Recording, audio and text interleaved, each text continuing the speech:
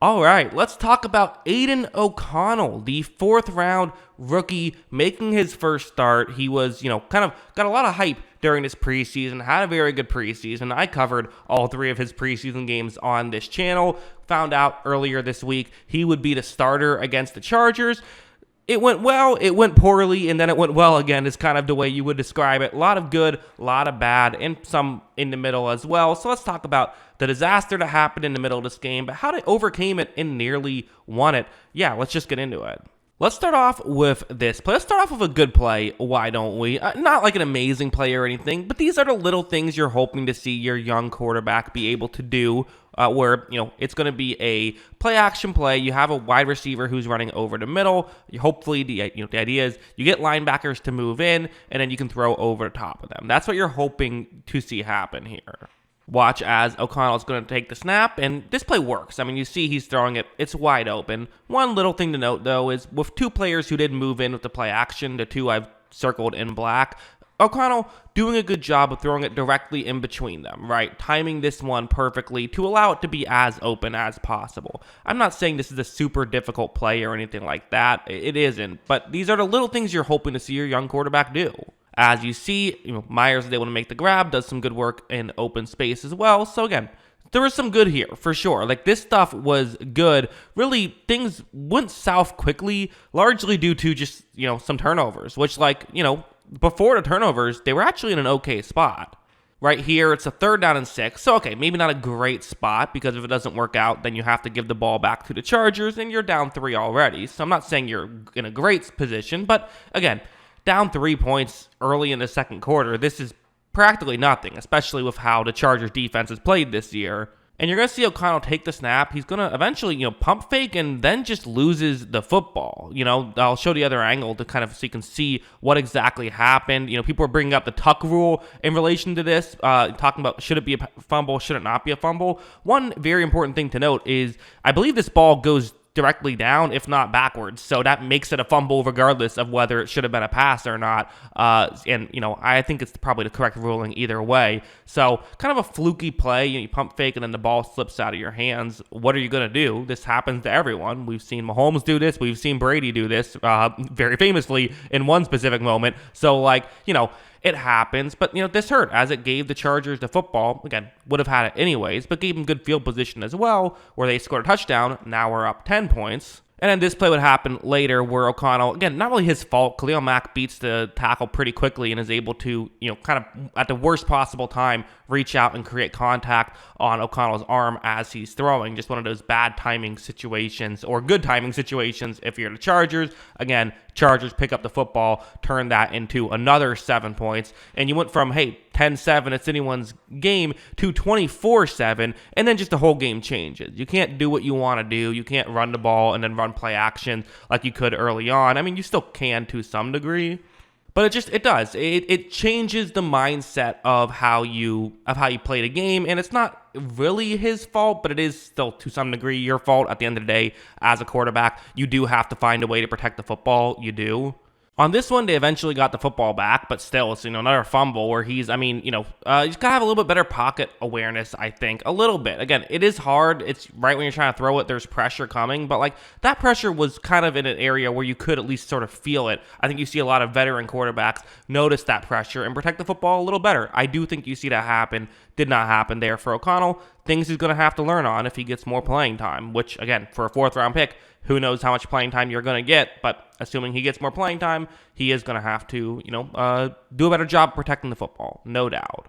Also, going over here, this is going to be so it's a 2nd down and 7. This is another thing that, I gotta be honest, I did not expect to see happen in this football game. I mean, again, the Chargers have been giving up wide open receivers to everybody, seemingly. So being able to get rid of the football quickly, I think shouldn't be an issue. But again, I don't know exactly what the issue is. I won't know exactly what the issue was until I'm able to watch the All-22 footage, which is not out yet. Unfortunately, no Toy Story game, so I couldn't just use the trackers to figure out how open people were down the field.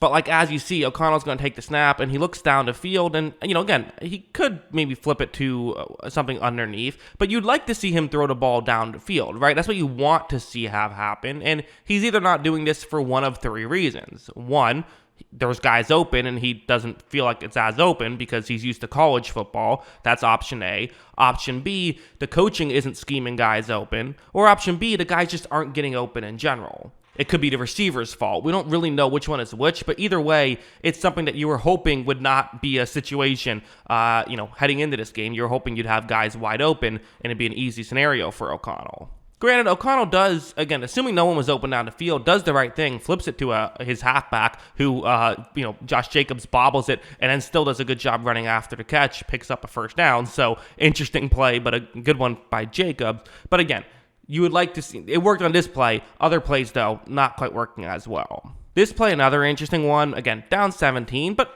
convert here, you can potentially get some points at the end of the half, make it a 2-score game at halftime. That would be nice. It's Hunter Renfrow running an underneath route towards the outside. That's how this play is going to work. Watch as O'Connell's going to take the snap. He is going to fire in that direction. You see he's in the throwing motion now, really at a perfect time. I mean, this is really well timed by O'Connell. I thought the timing was not an issue by the Raiders in this one. He definitely had the timing down. However, to throw a little bit behind, still a catchable ball, still one you hope to see be complete, was a little bit behind. And again, part of me wonders a little bit if this is the just learning to play at the NFL level of like learning how quick defenders can get over and get their hands in, and also learning that like your receiver can help you out. Throw it further away. Make Renfrow continue to run towards the outside and make a catch that way. That's what you probably would have rather seen O'Connell make, even though this wasn't like a terrible throw or anything like that, I don't think. Going over here, let's talk about how they were able to make it a game again, really. And it wasn't through O'Connell making some, 50-yard bombs down the field or anything crazy. It was kind of just like, how I mentioned earlier, hey, you're down 17. You kind of can't just methodically move the ball down the field like you would like. Well, no, you still can, and that's what the Raiders did. It was the simple stuff. A throw like this where, they're at the 11-yard line, 2nd down and 3. Chargers protecting deep, making sure they don't give anything over the top, as they like to do, even in a red zone situation, still making sure they don't give up a chunk play. So because of this, when O'Connell takes the snap, he looks over, and you see Davante Adams is open underneath for a decent gain. It was stuff like this, just hit the layups, basically. And as you see, that's what O'Connell did. And listen, you could talk about it and say, oh, well, those aren't high degree of difficulty plays or anything, but a quarterback's job isn't to look impressive to YouTubers. A quarterback's job is to move the ball down the field the easiest way possible, and that's what O'Connell was doing here, and I thought doing it really effectively. As for the interception, to be honest, I didn't really think it was his fault that much. So the way the play is supposed to work is it's a pick play. You have Adams kind of running out, trying to get in the way of the defender who's covering Jacoby Myers. Now, there is also another corner who has to cover Adams, but, typically when your job is to cover Adams, you pay attention trying to cover Adams. So use the threat of Adams to kind of hopefully get 2 defenders out of the way, get Myers open. And right off the bat, the biggest issue of this play is, O'Connell makes this throw and Jacoby Myers is just not looking for it. I don't know why. I don't know what exactly he thought was happening here, but he's just not ready for a football to come his way. Look, as you see, he was very surprised when he saw the ball in that area. I don't know what happened, but kind of, a brutal time to have that error, as that really cost them a real chance to win this game, I thought, because, all they needed was a touchdown to tie it or potentially go for 2 and take the lead. So as a whole, definitely a disappointing way to lose, disappointing ending, and there were some disappointing parts for O'Connell, but at the end of the day,